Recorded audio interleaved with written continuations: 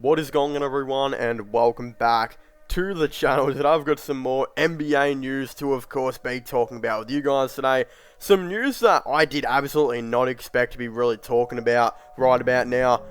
But for those of you who haven't actually heard about this, the whole Ben Simmons situation has really gotten out of hand now to the point where it looks like he has officially requested a trade. I think Shams broke the news that he has officially requested a trade, so that's, you know, pretty self-evident to say that by the deadline, this guy is probably going to be on a different team.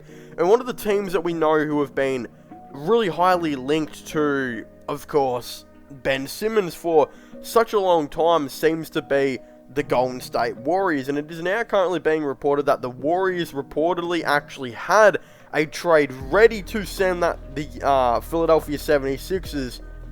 And they actually ended up hanging up on the Philadelphia 76ers. Yes, they were on a call talking about the trade. They actually reportedly hung up the phone because Philadelphia wanted more than what they offered. And according to Sports Illustrated, which is the source of this whole entire pretty much video at this point, according to Sports Illustrated, they actually said that the Golden State Warriors offered Andrew Wiggins, James Wiseman, pick 7 and pick 14.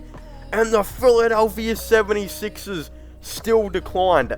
Are they crazy? Like, I'm actually confused. Like, legitimately confused, because that would have basically been Moses Moody, James Wiseman, and of course Jonathan Kuminga and Andrew Wiggins for a guy who doesn't want to be on your team right now, had a terrible playoffs, and his value continues to drop every single day, and you didn't take that deal. What are you doing? You could have even said, alright, let's take it like this. Maybe we won't take Kuminga. Maybe we'll take Davion Mitchell at pick 7. You know, get in a point guard. The Philadelphia 76ers could legitimately have taken, like, one of the best point guards in the draft. A really, really good guard off the bench, you know, Moses Moody. Brought in James Wiseman, who they, of course, I think would have ended up trading for probably 2 future first round picks or something like that. I know that James Wiseman he's definitely worth a top 10 pick and another first round pick, because even though he didn't have a good first season, my guy went at pick 2 for a reason. He has crazy potential. The Warriors, the Philadelphia 76ers could legitimately have traded for another top 10 pick and got another first round pick.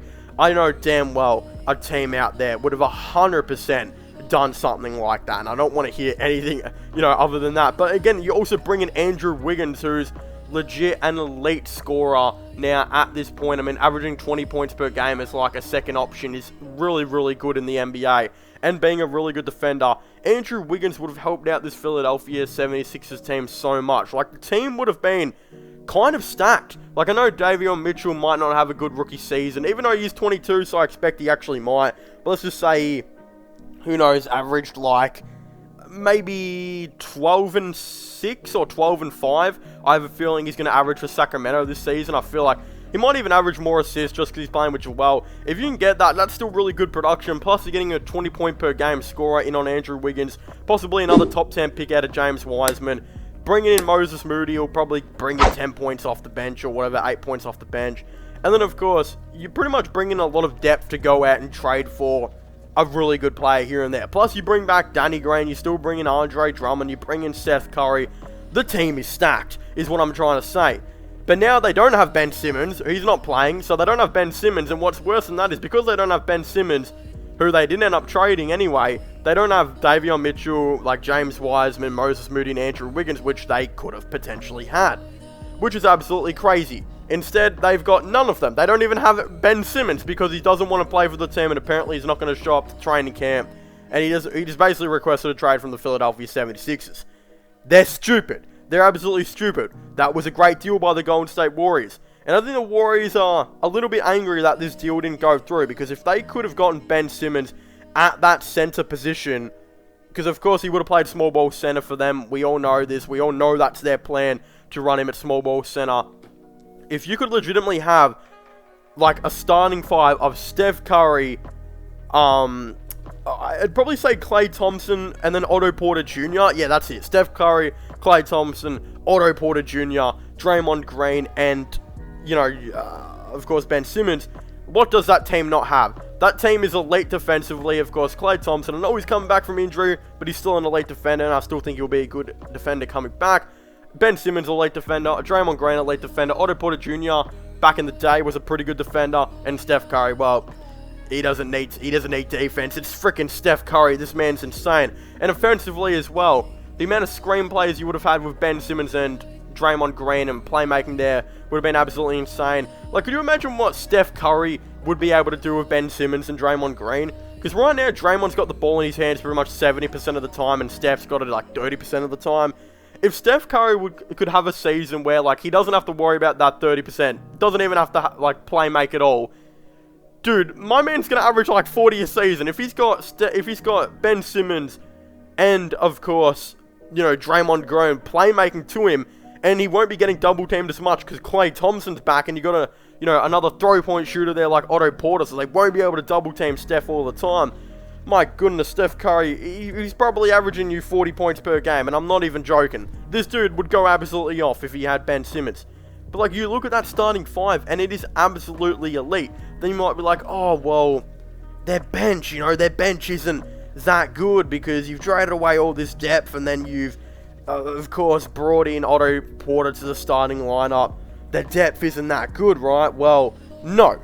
That is not the case at all, because in realism, you still have Kevon Looney as your backup center, Jordan Poole still as your backup small forward, Damian Lee still there, Andre Iguodala you brought in free agency, Nemanja Bjelica you brought in free agency, and because they would have traded all these players, they probably would have brought in a couple other veterans here and there, like players like Jeremy Lin or someone like that.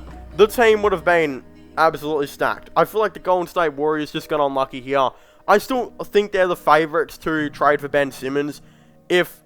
Look, I'm not too sure. If Ben Simmons doesn't play, they're going to start to get desperate to try and trade him away. And honestly, though, if James Wiseman starts to ball out, that legit might mean that if you were to throw, you might be able to keep James Wiseman and just, who knows, run Ben Simmons at the 3. Of course, the spacing would be pretty terrible. That starting lineup, of course, Steph and Klay is elite 3-point shooters, but then, like, Simmons at the 3, Draymond at the 4, and Wiseman at the 5. The spacing wouldn't be great, but then off the bench, you'd still have heaps of shooters like Otto Porter, etc. So, like, it is whatever. But, like, legitimately, if James Wiseman was to improve his value, Philly might just say, alright, he's too good now. Of course, we really want him, and they'll try and trade for him, but then Golden State will be like, nah, you're not having him now. You had your chance to take him. We're keeping him.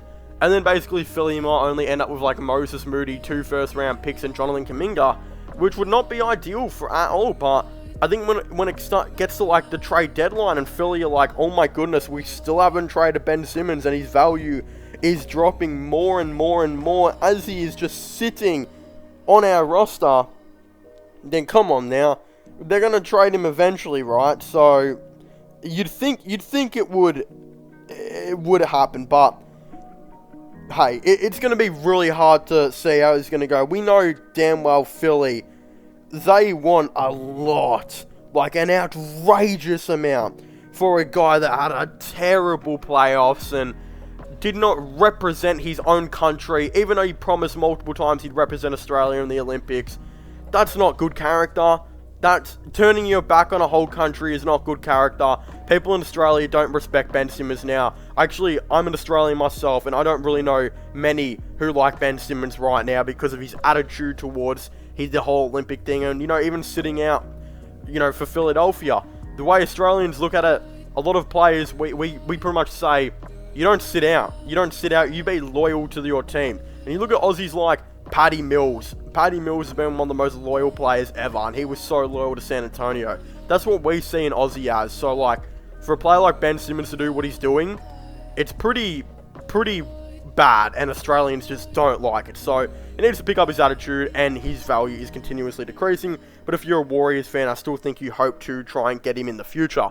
But of course, if you haven't already, please make sure to leave a like and subscribe to the channel for all the latest NBA content and NBA news. Of course, don't forget to subscribe to my gaming channel and my IRL/long channels. Don't forget to check out my podcast as well, if you haven't already, which I will all be linking in the description down below. But as I was saying, thank you guys so much for watching. Make sure to leave a like, subscribe, and comment, and I'll see you guys next time. Goodbye.